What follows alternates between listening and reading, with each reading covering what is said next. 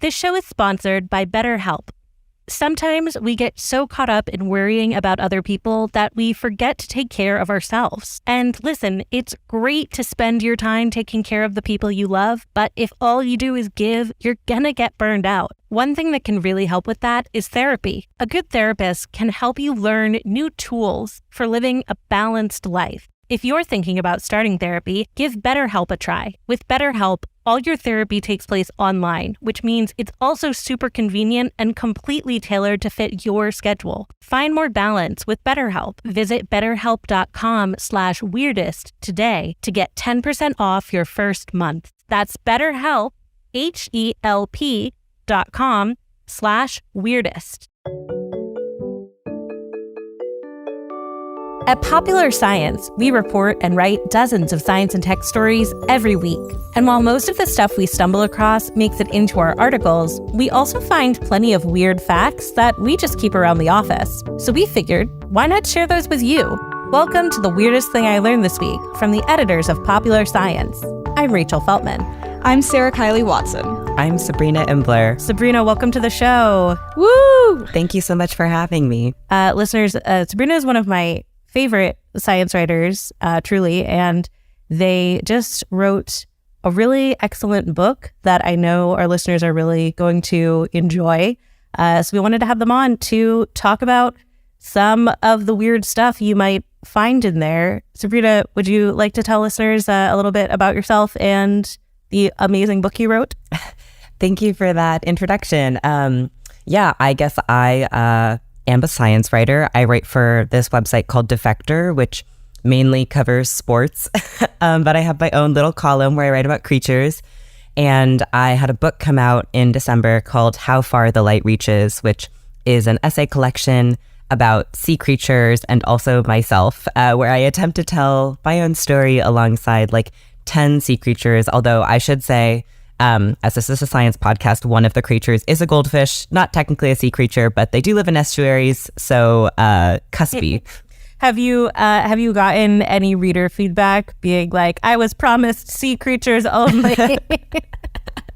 No, I haven't, and maybe no one really minds. I just feel like when the subtitle was proposed to me, like How Far the Light Reaches, A Life in 10 Sea Creatures, like there was the part of me that was like, 9. It's just 9. Amazing. Well, thank you so much for coming on. And I'm really excited to hear some maybe weird creature facts, I presume, about ocean animals or otherwise. So let's get into it. On The Weirdest Thing I Learned This Week, we start by each offering up a little tease that we found in the course of reading, writing, reporting, etc., and decide which one we just absolutely have to hear more about first. Then, once we've all had time to spin our little science yarns, we reconvene and decide what the weirdest thing we learned this week actually was. Sara Kiley, what's your tease? Okay, well, today I'm here to talk about how Neanderthals probably had no idea how stinky they really were. Relatable. Which is relatable. Sometimes I wish I had less of an idea of how stinky I was. My tease is that I want to talk about a group of 18th century dudes, pals, who hung out in very hot rooms together in the name of science. Awesome. That sounds relaxing. Yeah. It's not many things that dudes in the history of science did together that I can say like the vibes seem like they were good here, but it seems like the vibes were pretty good there. Sabrina, what's your tease? My tease is I want to talk about how whales can be like cities on the seafloor, and those cities can be around for thousands of years. Ooh. I love that. I love that. New Whale City. Rents are steep here. Sara Kiley, I want to hear about stinky Neanderthals first. I would love to get started with that. Yay! We love stinky stuff. We'll talk about stinky Neanderthals. Neanderthals probably weren't that stinky compared to other stinky things, but they just didn't know, probably. That's the whole gist. But if someone has ever unfortunately told you that you stink and you are woefully unaware, then you're probably aware of the fact that human noses kind of monitor out our own body odor. So you don't smell that bad to yourself, even if your like friends and roommates are like, you stink, which is a blessing and a curse.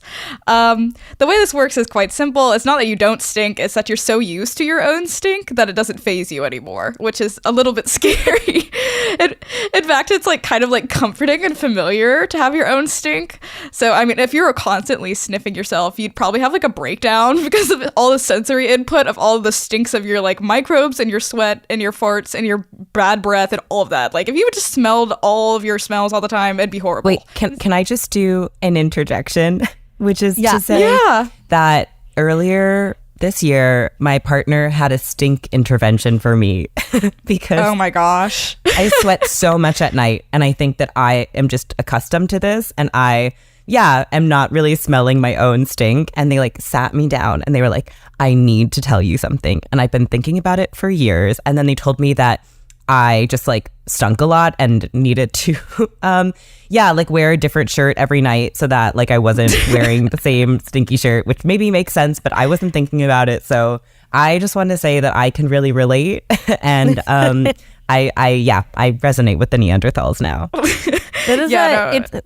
It shows such like care and love in my mind for your partner to do that, because it's a difficult thing to intervene on. And also it's nobody's fault. Sometimes we just smell bad. I had a friend in college who we had to do something really similar where it was like, listen, man, we love you. And it's starting to become like a known fact that you stink up a room. How did he take it? Not well. And in our defense, he had literally not been showering because he felt he had discovered that he didn't need it. It was a whole listen, the human mind is an incredible organ, and often a self-sabotaging one. But yeah, like we tune out so many senses because otherwise, like, how would we ever do anything? Yeah. So lesson number 1 from my story: if you have a friend or loved one that stinks, tell them kindly and tell them that you also can't smell yourself. So by telling them that they stink, you're also asking if you stink. So I thought it's reciprocal. I thought of what other relevant thing, which is that a friend of mine was not born or raised in the U.S. and he came to school in the U.S. and his roommate was like, what deodorant do you use? And he was like, oh, we don't really do that. And he was like, so I think you should try it. And he was like, as soon as he started using it, he suddenly was like aware of the difference. And then he went home and his little sister broke his deodorant, and he was, how do you break did not deodorant? Have access to deodorant. I'm sure he could have gotten it, but it's just that little, I think she just like, she was like messing with him. She like probably threw it away. And he was like, now I know I smell. And we were insecure about it. No, and it was such an unfortunate situation. And of course, his little sister was like, you're crazy. You never used this before. Why? And it's true.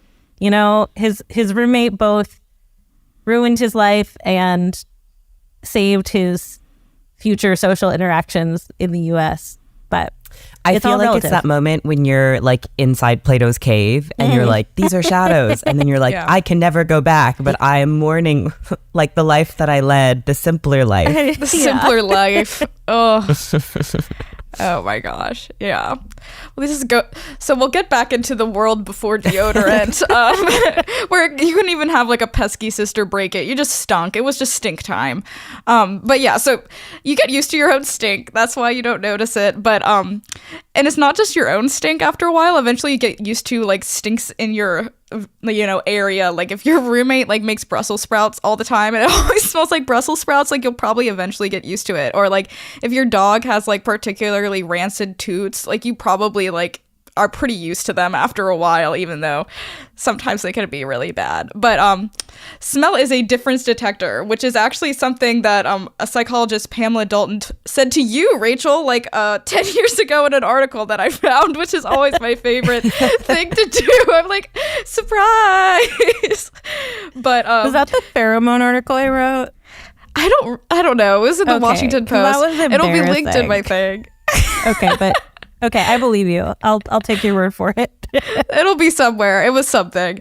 But yeah, so when something smells different, that's kind of when your nose comes into play. So if something that doesn't smell like your BO or Brussels sprouts or dog toots happens like in your vicinity, you're like, oh, what is that? Your brain figures it out. Because yeah, if our brain went, oh no, to every single time we sniffed ourselves, it'd be crazy times.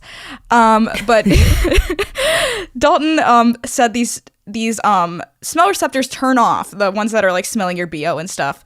And they eventually die and get replaced before our usual stinks start to smell stinky again. So you do smell stinky to yourself every once in a while, but those things turn off, die, and revisit. Apparently, what a life. I know, like fascinating stuff. And apparently, if this didn't happen, we'd all lose our sense of smell by the time we were 1. So very exciting stuff. So all your stink detectors are dying and rebirthing and smelling things. So and there is a rumor that has popped up a few times throughout history that humans have a bad sense of smell, but honestly, like, it's not that bad. Like, when we compare our sense of smell to other animals, we've just like adapted differently. Like, we don't like sniff the ground looking for truffles like pigs, or sniff other animals' butts and stuff like that. So humans have done pretty okay with the smell that we've been given without having to do stuff like that. So we'll give our sense of smell a little bit of credit for the next bit. But yeah, just in the same way we don't smell the same way as truffle pigs, and even like when you're talking about dogs, like how bloodhounds sniff something versus like how a chihuahua sniffs something. Everybody has different sniffing techniques and capabilities within a species, between similar species, yada, yada, yada. But a couple of scientists recently reconstructed odor receptors from the genomes of 3 Neanderthals, 1 Denisovan, an ancient human, and a database of modern human genomes, in order to kind of figure out how our ancient cousins sniff stuff in comparison to the way we do it today. And y'all probably know, but I'm going to do a little debrief on who our ancient relatives are, just in case there's somebody out there. But Denisovans were an ancient human that about 765,000 years ago shared a common ancestors with Neanderthals and Homo sapiens. This population basically split eventually. Homo sapiens stayed and hung out in Africa, while Neanderthal Denisovan types moved towards Eurasia. 430,000 years ago, Denisovans and Neanderthals split. Denisovans went into Eastern Asia, Neanderthals went into Europe. So that's the basic gist. So why they split, there's one idea that the Arctic ice sheet like broke and expanded into the Black Sea, which cut Europe off from Asia and then divided the two. So they turned into two different things. But Denisovans, Neanderthals, and ancient Homo sapiens were still like hooking up with each other. So there's all of this stuff. You can dive into it whenever you'd like. But 5% of the Denisovan genome lives on in people living in Southeast Asia, especially Papua New Guinea. Neanderthals contribute like 1 to 4% of the genomes of non-African modern humans based on where your ancestors came from. And like 40,000 years ago, that would have been as high as 6 to 9%. So we're different, but not that different. Anyway, back to stink. So the scientists took and they looked at 3 different olfactory receptors across the Neanderthal, Denisovan, and ancient Homo sapien genomes. And they found 11 receptors in the ancient humans, meaning Neanderthal, Denisovan, that had unique DNA that didn't appear in modern Homo sapiens. So they built out these unique receptors in a lab by mutating human receptors to match the amino acid sequence of the Neanderthal or the Denisovan. So they had a bunch of different little things set up. So they had 3 different Neanderthal samples, the Denisovan, yada yada. So we've got a couple of lab-made noses of ancient people. And so voila, ancient noses. And then they wafted a bunch of stinks around these receptors in the most scientific way possible. So I don't know how one would do that when there's not a nose, but they figured it out, which is amazing. I love science. And then they watched and like saw which receptors lit up with activity accordingly with the stinks. So what they found is all 3 of these cousins, you know, the ancient Homo sapien, ancient Neanderthal, ancient Denisovan, they had kind of the same range of smelling. There was no like sniffing superpower, so nobody was like a truffle hunting, sadly. But sensitivity levels had like quite the range. Denisovans, and they had more of a sensitive nose than humans, especially when it came to sweet stuff. Floral scents didn't like hit quite as hard, so they weren't out sniffing the roses, but they were 4 times better at picking up sulfur smells and 3 times better at picking up balsamic smells, which are like vanilla, chocolate, and they're also balsamic smells. Apparently, that's what it's called, but I That's an iconic category. balsamic smells. What's your favorite kind of smell? Balsamic smells. Balsamic makes me think of vinegar, so I don't know, but we'll see. But they're really good at smelling honey too. And so I was reading a bunch of articles about this. So this research came out, I think, like in January, so earlier this year. And Insider's Morgan McFall Johnson put it in this like perfect little anecdote to talk about the Denisovan smell. So this is what they wrote. So, if you walk through the woods and pass a beehive, you may catch the sweet scent of honey in the wind and suddenly be flooded with memories, having tea with grandma or eating warm biscuits on Sunday morning. If you were taking that walk 300,000 years ago with a Denisovan, by the time you smelled that honey, your companion might have already been climbing up the tree for a sugary sweet. So, there you go. That's kind of the difference, I guess, between how we perceive honey versus how our Denisovan cousins would have. But Neanderthals, on the other hand, had a different weakness, or like maybe it's a strength, I don't know. They couldn't smell body odors as well as Denisovans or humans. One Neanderthal that they tested actually had a genetic mutation that really slimmed down their ability to smell androstenedione. But it's a chemical. Classic. Whatever that is. It's a chemical we associate with urine and sweat smells. So yucky smells. And so 1 out of the 3 Neanderthals that they tested was like literally genetically mutated, so they couldn't smell sweat and urine, which these guys were living in caves, which like totally cool. I'm basically living in my basement, which is a cave too. So we all do it. But you know, they were all probably like living pretty close to each other and in each other's space. And so we didn't have deodorant, so nobody's sister could even break it. There was nothing going on. So it was probably pretty good that the Neanderthals weren't like losing their minds over how stinky everybody was. So superpower or weakness, you can decide on your own. And to be fair, the Neanderthal nose with the mutation represented a population living in the high altitude of Siberia. The other Neander noses didn't have this. And in all actuality, the Neanderthal noses only had 2 different smell-related genes than humans. And so there's obviously a lot of caveats with this study, so we got to go over them. But so take it all with a grain of salt or a pinch of honey is what I've also called it. Obviously, the sample size is tiny, like 1 Denisovan, 3 Neanderthals, 1 ancient human. And considering your sense of smell is like different from individual to individual, there's always the chance that the noses recreated here aren't the average nose. Like if someone was to recreate like Anthony Bourdain's nose and compared to my nose, like it would be very different. Like he's like a legendary chef, food expert, and I regularly get excited about air fryer chicken nuggets. So there's just there's going to be some diversity going on. But at the end of the day, the gist of the story here is that our sense of smell isn't that different from our ancient relatives. And if someone tells you your BO is especially funky one day, at least you're probably not living in as much denial as you would be if you were a Siberian Neanderthal. And that's that. I love that. It's really, this whole time I've been thinking about like the kind of ongoing debate over whether, you know, deodorants without antiperspirant or without something, you know, really effective like a baking soda, etc., or like certain kinds of acids, whether you actually have an adjustment period where you get less stinky, or you have an adjustment period where you notice your stink less. Because a lot of companies that make the most like gentle natural deodorants will say, oh, it's going to take like 2 weeks for your body to stop overproducing all of that really malodorous bacteria, and then it'll work. And it's like, I will say that, you know, for anyone who wants to be able to sweat, but also does not want to smell bad, no sponsorship here, but the Mega Babe, they have a sensitive skin baking soda deodorant, which is the only one I've used that has not made my skin fall off my body. And then they have another one that's basically made with like, it's got like AHAs in it. So it's like the same kind of stuff you would use on your face for acne, which is really smart because that's, you know, it eats up the stank bacteria. Anyway, also it's fine to be stinky. There should be no shame. I'm pro stinky. It's fine. I'm very pro stink. I just get annoyed when really expensive body care companies try to convince people that it's totally just that they smell less and not that they're just getting used to smelling worse. Don't go crazy over the prices of deodorant. Do what is best for you, and if is stink with your whole heart. Yeah, stink with pride. Has anyone here used crystal deodorant? I haven't. I have known people who did because I went to a very hippie liberal arts college.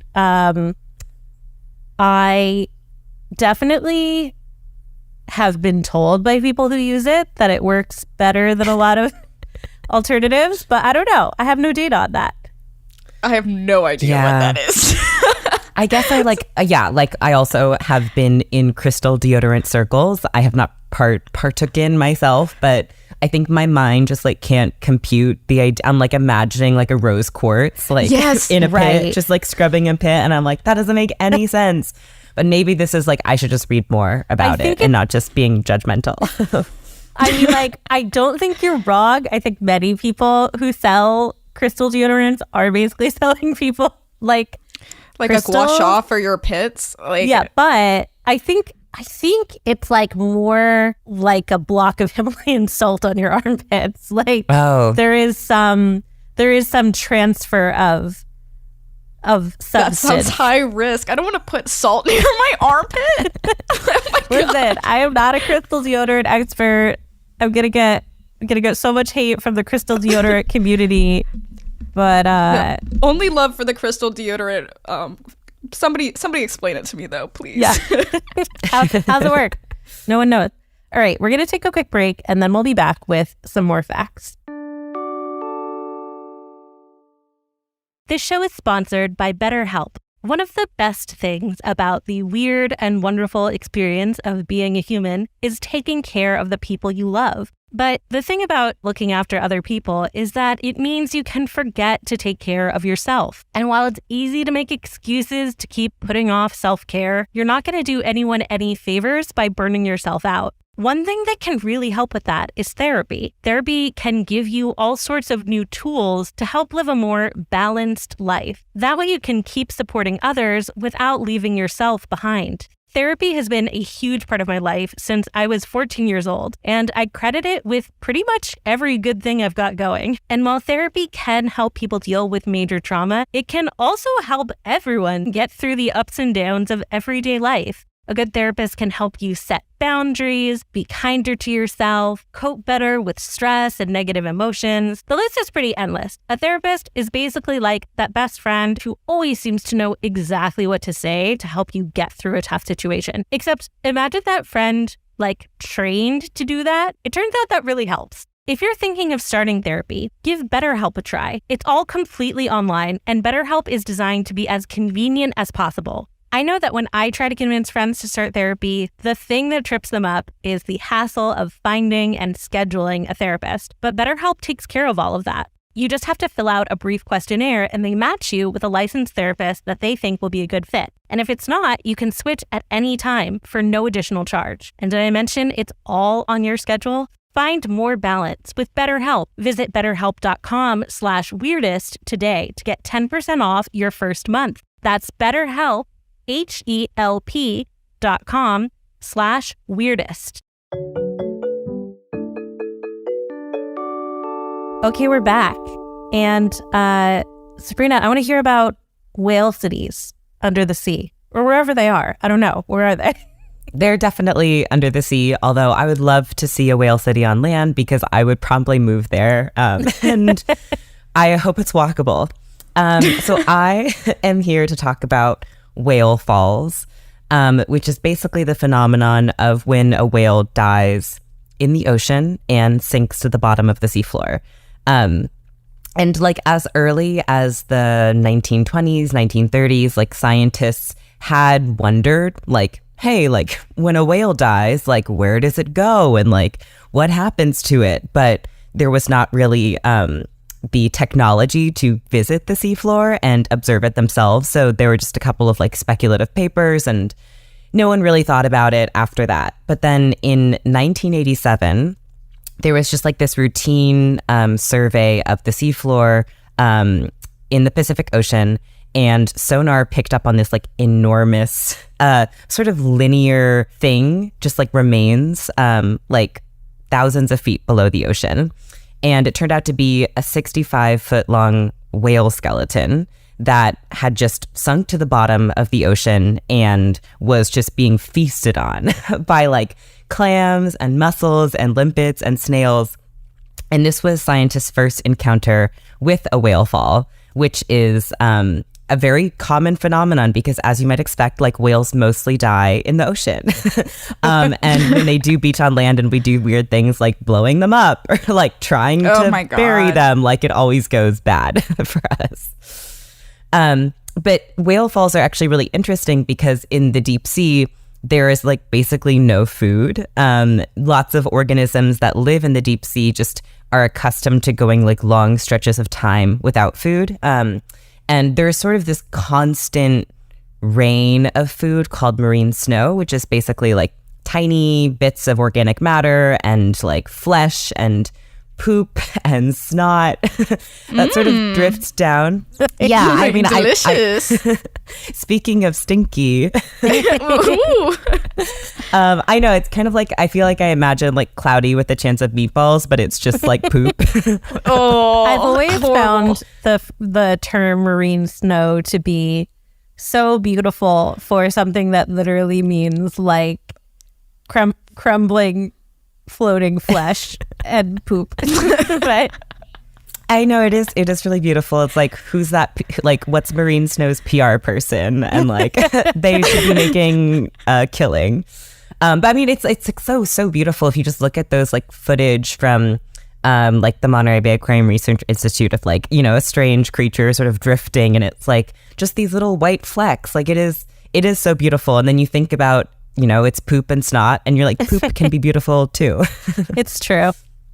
Yeah. So essentially marine snow is like falling constantly, just this drizzle of food, but you can't really like subsist easily on marine snow, especially if you're like pretty large, because it is just kind of eaten as it falls. So if you're on the seafloor, it's like you're just getting like the tiniest shreds of poop that like no one else wanted to eat. So when a whale falls in the ocean, it's like a buffet. It's like, I always think about like on blizzard. Survivor. Yeah. Do any of you watch Survivor? I love Survivor. Yeah, I think about it as like the merge feast, where it's like people have been starving for weeks and like they are hungry, and you just like put out this platter of like a suckling pig, and like their eyes just like glaze over. So that's how I imagine like a whale fall, what the reception is on the deep sea floor to a whale fall. It's like a food oasis, and it can support just like communities of marine organisms for decades. Wow. Yeah. And I read somewhere in the process of researching my book that one whale fall from like one of the 9 great whales, meaning like the really big whales, so like blues, grays, fins, that can bring about the same amount of organic material as 1,000 years of marine snow. Oh, it's a blizzard. It's a blizzard. We eating tonight. But yeah, so more about these cities. So whale falls have 3 really famous stages and one like 4th secret stage that is my favorite stage. But we'll come to that later. The first stage is called the mobile scavenger stage, and it basically works as you might expect. Like a whale sinks, it's fleshy, it's blubbery. Deep sea creatures like from very far away can smell the odor plume that is being emitted from the definitely very stinky carcass. And they can also hear, right? Like sound travels really, really easily in the deep sea, or in the sea in general. And you can hear like a shark just like going to town, and you're like, what is that shark eating? Like, I want to know. I'm gonna swim on over. And so this is the stage where organisms that can move, mobile scavengers, just like go to town on the carcass. So there are sleeper sharks and like fish called rat tails. There are hagfish. There are isopods, which are like the roly-polies that get really big and kind of purple and like live on the bottom of the ocean. And they just like chow down on the whale. Chunks of flesh are going everywhere. Like if you've ever seen footage of this stage, it's like, I'm like, I'm glad I'm not there. It's like pretty scary.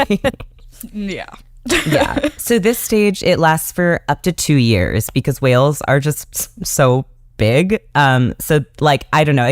It's wild to me to think that like a shark could go and like eat this whale, but like just not be done for months and months and months. Like that's how big they are. And then the next stage is called the enrichment opportunist stage. And this also lasts for like up to 2 years. And this is the stage where the like weirder creatures get involved. So one of my favorite stages. But essentially from like this very messy feeding bonanza where everyone's just ripping off chunks of flesh, like there are just sort of nutrients embedded in the sediment surrounding the whale skeleton.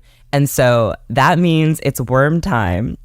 And they're just like worm time. Worms, like polychaete worms, just slithering around in the silt, like eating the nutrients in the silt. There are also some crustaceans called comma shrimp going to town, like bacteria sets in. There's some leftover blubber, like creatures are feasting. And once that stage is done, then it's like the weirdest stage, which is called the sulfophilic stage, which is a word that whenever it's used in a like interview that I'm doing and then I put it into my transcription service, it always says self-fulfilling, which I think is kind of beautiful. Fulfilling. There's nothing more fulfilling than sulfur. But this basically is a stage where there is still like a lot of nutrients, but they're trapped inside the whalebone.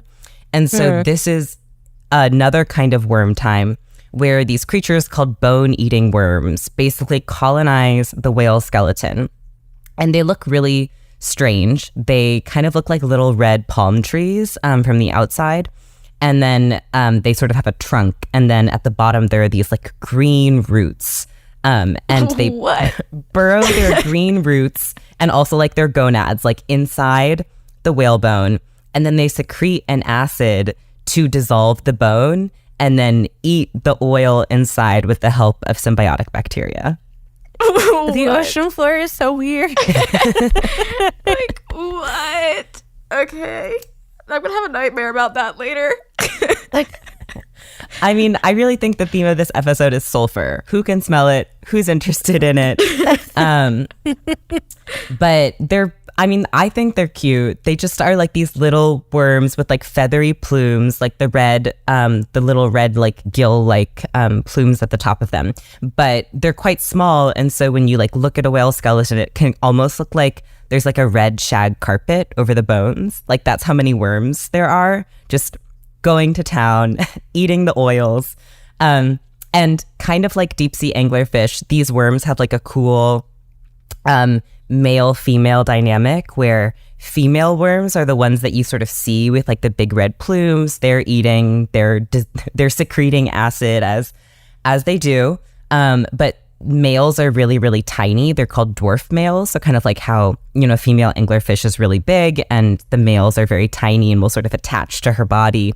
A similar thing happens in these bone worms where like one female bone-eating worm can have like tens of just little dwarf males like attached to her, which I love. You love to see it. Why have one boyfriend when you can have 10 miniature boyfriends? Just tiny little guys. They're just short kings. They are short kings. I wish that more short kings were like this short.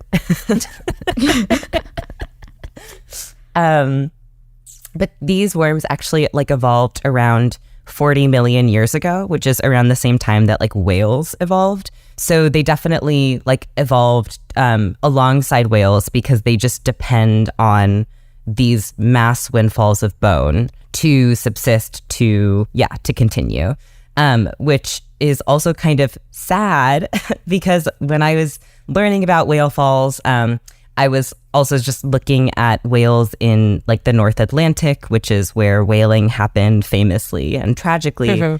And this one researcher, Craig Smith from the University of Hawaii, he's like the whale fall guy. He found the first one. He just knows more about whale falls than like any other person.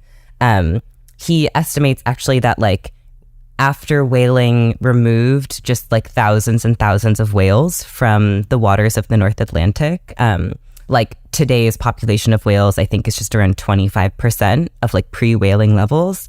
That like ripple of death sort of caused the secondary extinction of like up to a third of these communities that specialize on whale falls and have evolved to sort of depend on these spontaneous and yet kind of like expected, you know, windfalls of food. Like you never know where it's going to be or where it's going to like fall in the ocean, but there will be enough to sustain your species. And when I learned that, I don't know, I have like a tender spot in my heart for any creature that is like soft and doesn't fossilize. And like, I just felt really sad that we were not going to know all of these like potential bone worms or like other kind of worms that lived and thrived and now are probably no longer. Yeah. I was talking to someone recently and was made a reference to, you know, Hudson, New York being an old whaling town. And they were like, what? That can't be right. There aren't enough whales to support a whaling town near Hudson. I was like, yeah, that's because of all the That's whales. the point. Like, where do you think they are? Like, what? Oh, no. That's so funny. Yeah, it was a real bummer. Did you see that there are dolphins in the Bronx again? I saw. I hope they're having a great time. I know. I was like, congratulations, but like, stay safe. Yeah. I guess, so I mentioned earlier there are like 3 well-known stages of whale fall, but then there's one last secret stage, which was my favorite. And like when I first learned about whale falls, I guess just by virtue of like loving the sea, I didn't learn about this one until I was actually doing my research, but it's called the reef stage. And it basically begins when every part of organic material like inside the whale has been, you know, feasted on by the worms or the bacteria. And it's pretty much just like bone, which you might think like the whale has already given so much. Like this whale city was, you know, like Austin. It's like a center of culture, but is now, you know, it's served its purpose. But the thing about the deep sea floor is that it's like mostly mud and silt. Which it's fine if you're an octopus, right? You're like going around, or like a fish, you can swim. But if you're something like a sponge, you can't just like live in mud. Like there's nothing to hold on to. And so these sessile creatures really depend on hard substrate to root somewhere. Like larvae is always looking for hard substrate to root onto. And there are like rocks in the deep sea. There are polymetallic nodules. But a whale skeleton can also be like really valuable substrate. And so there was like this, everything in the deep sea is like a submersible was somewhere at some point and saw just this like whale skeleton that appeared to be thousands of years old because it was encrusted in manganese, which is like it forms when it's like a chemical precipitated out of seawater, and sort of why everyone is really interested in polymetallic nodules for deep sea mining. But this whale skeleton was encrusted in manganese, and there were just these like 3 anemones just sitting on top of the whale, just filter feeding, like ready for whatever marine snow would drift by. And yeah, this whale skeleton was like thousands of years, but was still a city in a way, maybe like a hamlet. But I was like, that's so special. Like whales just keep on giving. And that's my fact about whale falls. I love it. I love it. Yeah. Oh my gosh. It's like the anemones are like on like the Roman Colosseum of whale cities. Like they're like, oh, it's so nice. It's old. The really cool stuff's happened here, but I'm still gonna chill. Yeah. Yeah.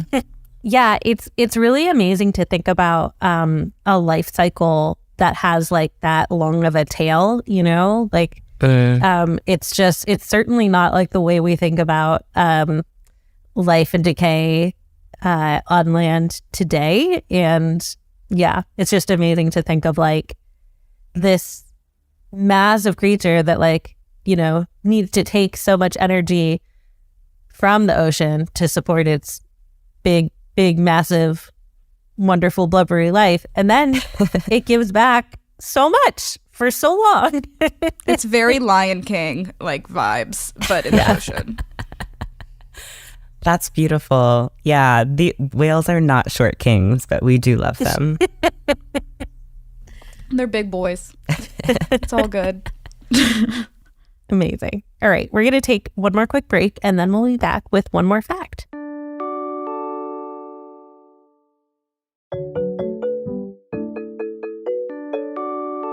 Okay, we're back, and I'm going to talk about some guys in the 1700s saunaing. Thank God. Yeah. So this story comes from a paper I read about in the Public Domain Review, which is a really fun place to tool around looking at weird images and stories from history. And it's called Experiments and Observations in a Heated Room, which sounds like the name of a one-act play, which was my first thought upon seeing it. And that was why I clicked and had to learn more. And frankly, I think the 1774 paper probably should be turned into a one-act play. It was by British physician and scientist Charles Blagden, and it recounts his experience being invited to the home of the scientist George Fordyce to see the man's very, very hot roof. That's all that happened. Nice. Fordyce had constructed, and this is 1774, he had constructed a series of like fairly well-sealed rooms that were basically saunas. Like they had stoves and pipes radiating heat into them and thermometers mounted on the walls. I wasn't able to find much about like what the interior of the room was like, and I wish we knew more, because I feel like it probably was really silly in there somehow. I don't know. I just feel like it must have looked silly. But according to Blagden's paper and the sequel he published in 1775, which I think was literally called like More Observations from a Heated Room. Sequel. Really, really brilliant creative mind.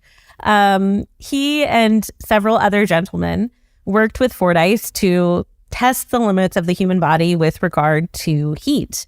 And they started out just like hanging out in 100-degree Fahrenheit room, which is not particularly impressive.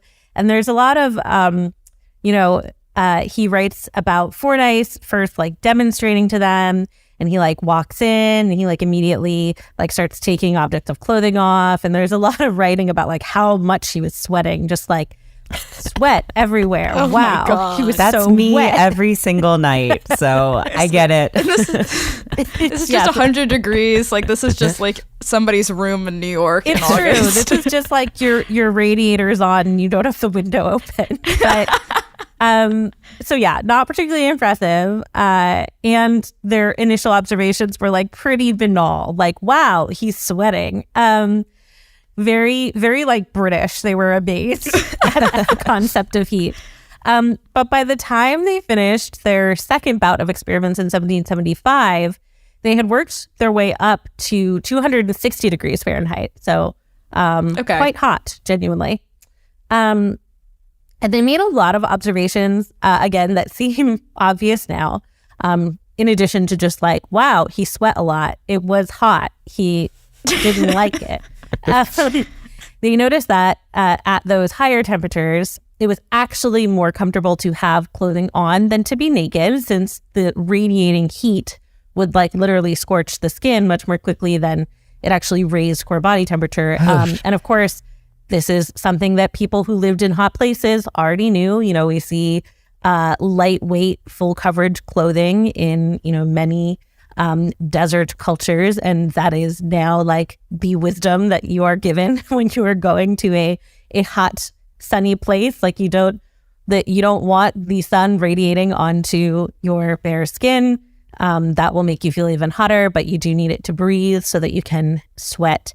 And yeah, that also relates back to another pretty major finding. They recorded their own temperatures, and they demonstrated that while body temperature did raise given time in a hot room, it didn't go anywhere near as high as the room itself. And like now, of course, we know your body temperature doesn't go up to 260 degrees. You would be super dead. But that was really a revelation at the time. You would be cooked.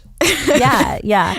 And yeah, it's important to keep in mind that the first thermometers designed to measure human temperature only even showed up in the 1600s, and they really weren't a part of standard clinical medicine until the 1800s. So the fact that they were even measuring their own temperatures as part of this experiment was like pretty novel.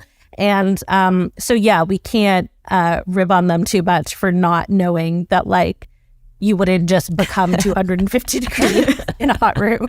And at one point, and this is the best part, to prove that this was due to something about living bodies and not some failure of the room's heat to like be hot, they brought in both a dog and several steaks. So the dog, like the men, was like fine in the heat, and they were able to measure his temperature, though some historians are like, he's not sure how accurate that was because the dog kind of gave him a hard time about getting the thermometer in. The dog's like, I hate the hot room. Yeah, no, like, I don't think the dog likes the hot room. And this is the one aspect of the experiment that I don't love, but the dog was fine. Like they did not, Okay. they did not leave the dog in distress. They like brought the dog in, sat with the dog in the hot room, and they were like, yeah, we're all kind of, we're getting warmer and like our heart rates are going up, but we're fine. And the steak, which Blagden argued was made of like the same basic stuff as the men and the dog, which is not wrong, but it's one of the more interesting kind of control groups I've ever seen for an experiment. The steak got thoroughly cooked, in fact, even quite dry in the hottest room. So that was his way of showing like, it's definitely like hot places heat things.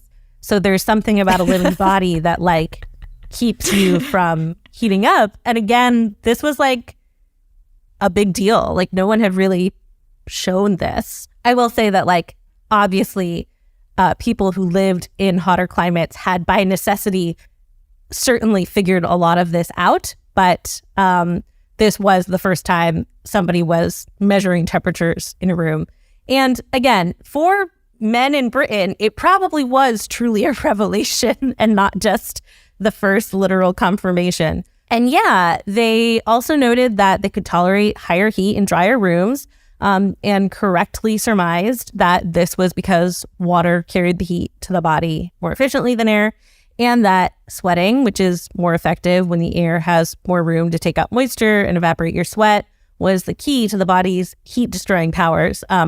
That's another thing. Blagden kept referring to the body's ability to, quote, destroy heat. Destroy it. Which is, not quite right, but, he was onto something that like sweating was key, and the dryness of the air affected your ability to sweat efficiently, and that like there was something that living bodies could do that like kept the heat from heating them. So it really was, again, like pretty novel. I mean, this is a guy who the other thing he's known for is being, he worked with two of the scientists at the center of what was called the water controversy, where they literally were arguing about who had figured out that water was a compound and not like an element. Like chemistry was so new, modern chemistry as we know it. So really all of these questions were like completely unanswered up until this point, at least in terms of like formal data-based science. So yeah, this guy being like, you heard it here first, the human body can destroy heat, was not as silly as it sounds to us now. And again, he was one of maybe the first Western scientists to connect sweat and thermoregulation. But again, it's very reasonable to assume that people living in hotter climates had figured this out because they sweat a lot and it was hot. But the vibe of this paper is so delightfully bewildered. Like these guys clearly were like, oh my God, no one has ever moved from a hot room to a cold one at such speed. Like, this is innovation. Just really, you get the sense that they were giddy with this self-experimentation adventure they were on. And given the general tendency in the history of medicine and science for folks to experiment on other people without their informed consent, I have to say that excluding the inclusion of the dog, who I hope at least got to like eat the steak afterwards. Exactly. I do find the image of these dudes hanging out in saunas together to be like pretty charming and wholesome, relatively speaking. I think it's worth pointing out that they were being a bit obtuse about the temperatures previously endured by humankind. In his initial paper, Blagden actually made a reference to the experiments of M. Tillett, which it was the botanist and metalworker Matthew Tillett. And in 1760, Matthew had been trying to figure out how to heat grain enough to kill pests without actually damaging the grain for consumption. And he ran into trouble with his data because he was using a thermometer attached to a long shovel to get the exact temperature inside these like giant baking ovens he was using. But the temperature went down in the time it took to take the shovel out. And at least according to the way he wrote it down, the girl who was tending the oven was like, I can just walk in and like mark the level of the thermometer with a pencil for you. And apparently said she felt no inconvenience in the 288-degree furnace. And then he and his colleague proceeded to basically goof off with a bunch of random items in the oven to see how the heat affected them. They like baked eggs in there. They stood in there. They like waved their arms around and they were like, oh, my watch is hot, but my skin's not hot. What's up with that? This was in 1760, so just a few years before the sauna boys had their little adventure. And yeah, Blagden notes that the maid in question endured temperatures of 280 degrees and up for like more than 10 minutes. And he basically seems to be saying that he thinks girls who work by hot stoves probably get used to working by hot stoves. And it seems like this is his nod to the very obvious reality that he and his friends did not actually find and test the upper limits of human heat endurance. But other than that, he does seem to like be kind of ignoring the fact that many people live in hot places and you know that it's just kind of a silly little sauna jaunt. We now know that Blagden was very correct about the importance of moisture in the air. The more humid it is, the less heat we can take before our bodies start breaking down, because we're not able to dump heat back into the air by way of evaporating sweat. So I guess we do kind of destroy heat by perspiring in a way. Yeah, so a forecast of 120 degrees Fahrenheit in Death Valley can be as physiologically tolerable as like a sub 90 degree day in a swampy area like, you know, DC. And so listeners, if you don't know, maybe you've been seeing the phrase wet bulb temperature more often. I will link to an explainer on wet bulb on popsci.com/weird, but that's becoming a more common term in weather forecasts because it's a measurement of the combo of heat and humidity. And it's the number that matters in terms of how dangerous it is to spend time outside. So once it gets to 95 Fahrenheit wet bulb, give or take a couple degrees, like we are in trouble. And at 100% humidity, we reach that level at only around 87 degrees Fahrenheit. So it doesn't have to be very hot for things to get very dangerous. And conversely, like that's why you can sit in a sauna and enjoy it. Or not, based on how much you like saunas. But yeah, it is important to remember that like there is a big difference between the temperature you can endure in a dry room versus a humid one. In 2010, at the last ever World Sauna Championships, there was a contestant who died and another one ended up in intensive care. And that was in a sauna that was, only 230 degrees, but it was a wet sauna. So that's incredibly dangerous. That is way hotter than is safe. I had no idea there were sauna championships. Does that just test like how long you can sauna for? Yeah. So the World Championships, there may be smaller competitions that have been around longer and are maybe still around, but this one, I think it was from the 90s, and that last one was in 2010 because it was such a needless tragedy, right? But the idea was it was very much like an endurance thing, because it is really an endurance sport to like sit in a sauna longer than everyone else. But yeah, they just literally sat in saunas that were very hot, and you wanted to be the last person in the sauna. And unfortunately, both the two finalists really, they said they were fine until one of them was very clearly not fine. And that contest has not continued since then for obvious reasons. But yeah, it's a steam room is not a sauna. So know your limits and hydrate so much. On a lighter note, to wrap us up, I have a quick aside about the guy who built the hot rooms, Dr. Fordyce. Yes. Because I was like, who is this man? And the thing is that like I didn't find anything about like his journey to creating these hot rooms. What I found about him is that he was memorialized in a local restaurant guide in the early 1800s for having an absolutely bananas diet. Of course. So there was this restaurant called Dolly's, and he ate there every day for more than 20 years. He had decided, based on his research in anatomy, that man had become accustomed to eat more often than nature actually required. And that actually, like a noble lion, a man should just eat one big meal a day. Which is like a TikTok about snake meal. I don't know if I think about snake meal a lot, but he did snake meal. And so he did this experiment by going to his favorite restaurant every day at 4:00 for decades. He would come in, he would sit down, and they had a spot reserved for him because he was the 4:00 snake meal guy. And they would give him a tankard full of ale, a bottle of port wine, and a quarter pint of brandy.